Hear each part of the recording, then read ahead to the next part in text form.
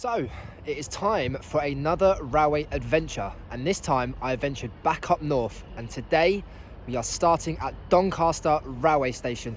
Now, I've heard many great things about Doncaster, and already there are loads of rolling stock. There's a 67 behind me, so there's going to be plenty to see here. We're going to talk about the history, but all the same, let's enjoy it, and welcome once again to Down the Line.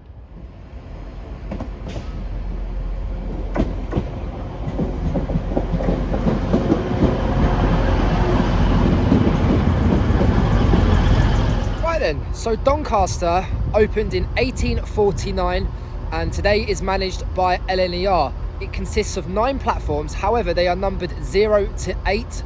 So if you just notice the 8 and there's no 9, that's why 0 counts here. And from its service-wise, you've got services from cross country, Transpennine, Hull Trains, EMR, LNER of course, Northern and Grand Central. So you can go to places like Sheffield, which is where I've just come from, Lincoln, down to King's Cross, up north to York. So this is a massive hub. The next station, however, will be Leeds, and that's an even bigger hub, but all the same, from what I've seen so far, this is fantastic. Like I said, behind me you've got an old Virgin coach, which has seen better days really. But no, you can just see already that back in its heyday, this would have been booming. I mean, I say booming, but I've been here for what, 20 minutes, and the services are in, out. So you can't argue with that really from a enthusiast and train spotter's point of view, can you? So it's better for the camera. After already completing a few journeys up north, it was nice to explore more uncharted territory, and Doncaster certainly did not disappoint. I also noticed that the journey from Sheffield passed quite a few old lines and a few old platforms, which just shows the scale of the railways in their heyday. I'm now stood in front of this Northern Class 150, and the last time I actually used one of these was when I was on the Buxton line many months ago now, and that seems a long time ago since I went down there, but I will be back next year, so don't worry, you'll see more. But it's worth mentioning, in 1988, this station was designated Grade 2 listed status. It's easy to see why, and it has actually gone through 2 separate remodelling programs, was in 1938 and 2006, obviously to increase loads, bring up to modern standards, that kind of thing, and they've done extremely well. Massive fan, and to be fair, like I said, I've not been here that long, and it's easy to see why this is a firm favourite amongst enthusiasts, and why many people in the comments, on my channel, on TikTok and things like that have, been very keen for me to come and visit Doncaster. So I've finally done it. It's another one off the tick list, but I think you have to come here really. It's got a great heritage, which I will touch on very shortly, but it's brilliant. Whilst visiting here, I have noticed that the combination of passenger and freight services is a daily occurrence, and my first visit to a station with a combination of Northern and LNER services, but I guess that's what you get from visiting an East Coast Mainline station up north. Location-wise, however, we are currently situated 155 miles from the East Coast Mainline terminus of London's King's Cross.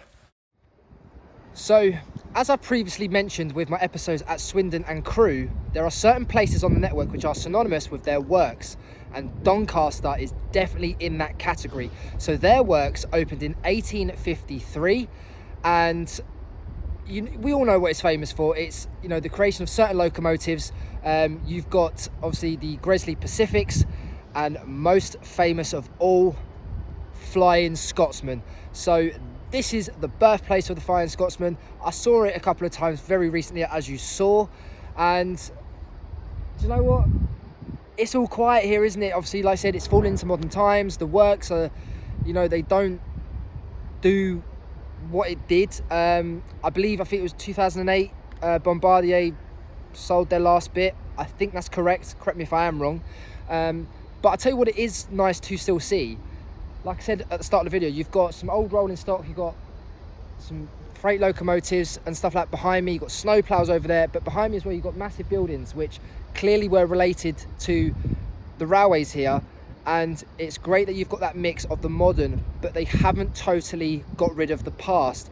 And I think that's important, like I've said before, for people like myself, of a certain age bracket, where you missed out on all this, so you don't have them first-hand memories, and you're reliant on research and other people to tell you how it was.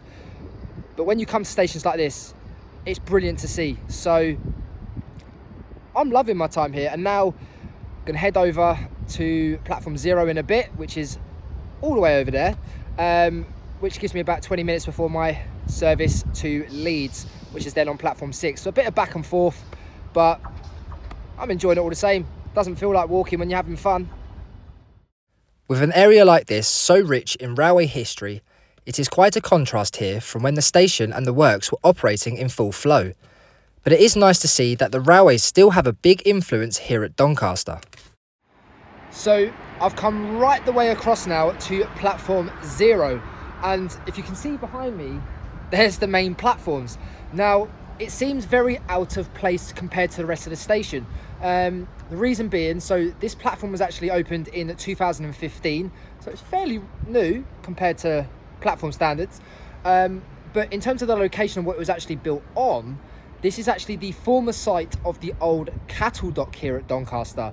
So, as I said, it seems out of place, but there's a historical reasoning behind why it's here, and you know, it was used for different reasons. There's always more in terms of heritage, history, and I always find that funny when you get the everyday passenger who obviously has no interest in railway history and things like that, which is their choice, of course, but they don't realise what this used to be. And I think when you do your research, it's important to know certain things like that, and obviously if you have that interest, it you know, pieces the puzzles together, because like I said, it's when you look at it, you think, why is it over there? It looks completely out of place.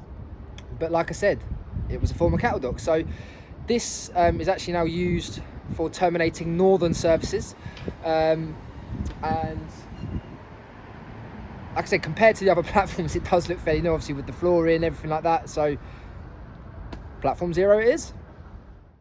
The good thing with platform 0, however, is that it allows these services to operate independently, and it connects to the rest of the station via a footbridge, and is a bit of a walk than you would probably expect. But now it's time to head back to the platform and head on to the next station of the day. Right, so that's an hour very well spent at Doncaster, and I've loved every second of this. But now it's time to continue on with my adventure as we get the 10:26 service to Leeds, which is behind me. And so it's, you know, 5 minutes to go. Grab a seat, get comfortable, and enjoy the 50-odd minute journey there. So, you know what I'm about to say? I'll see you next time down the line at Leeds.